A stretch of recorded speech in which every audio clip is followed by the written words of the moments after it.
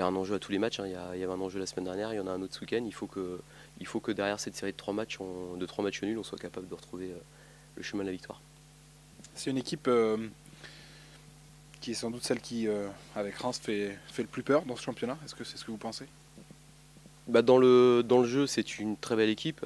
Il suffit de regarder les stats de cette équipe-là en termes d'efficacité offensive, meilleure attaque, un duo d'attaque, je crois 16 et 8 buts, la doublette, ça fait 24 à eux deux.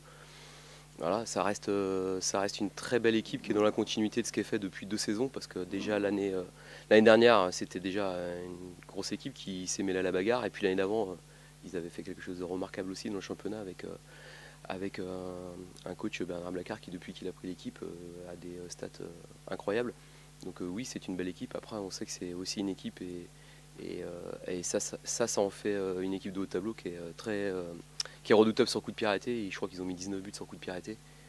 Voilà, quand nous on en a mis 2 dans le même temps. Donc je crois que les différences aussi au classement, elles s'expliquent aussi de ce côté-là. Donc c'est elle a les caractéristiques d'une équipe de haut tableau, une doublette, des individualités. Je pense que si on prend leur 11 type, sur les 11 joueurs, il y a 6 ou 7 joueurs qui font partie des 3 meilleurs joueurs à leur poste de la division.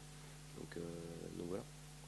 Est-ce que vous êtes soulagé, Oswald, d'avoir vu arriver enfin, entre guillemets, Faneva Andreetsim?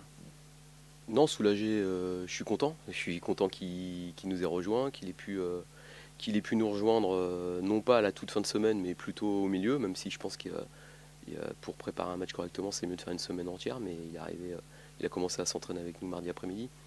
Enfin, il a fait un entraînement plutôt individuel parce qu'on n'avait que 5 ou 6 joueurs sur le terrain ce jour-là. Donc on est content de le voir, et puis on va construire la deuxième partie de saison avec ce joueur-là qui va nous apporter son expérience et puis son sens du but dans une division qu'il connaît bien. Il est prêt? Non, il n'est pas prêt enfin il est pas prêt. Ça dépend où on met le curseur sur être prêt. Est-ce que c'est à 100%? Non, il n'est pas à 100%. Il a joué son dernier match fin novembre, il me semble. Il a depuis repris une préparation physique en marge du groupe à Sochaux depuis la reprise le 27 ou 28 décembre. Il n'avait fait aucun entraînement collectif avec Sochaux dans cette période-là, pour des raisons médicales et d'instance de transfert. Donc non, il va lui falloir quelques semaines pour réellement pouvoir être prêt. Maintenant, ce sont des joueurs qui ont une bonne connaissance de leur corps et qui sont capables, je pense, en n'étant pas à 100%, d'apporter des choses sur le temps de jeu qu'on peut leur donner. Il est la personne qui vous manquait? Non, parce que si on raisonne comme ça, on s'arrête de travailler. S'il y avait une personne qui règle tous les problèmes d'une équipe, alors c'est sûr que c'est mieux d'avoir des joueurs, des très bons joueurs.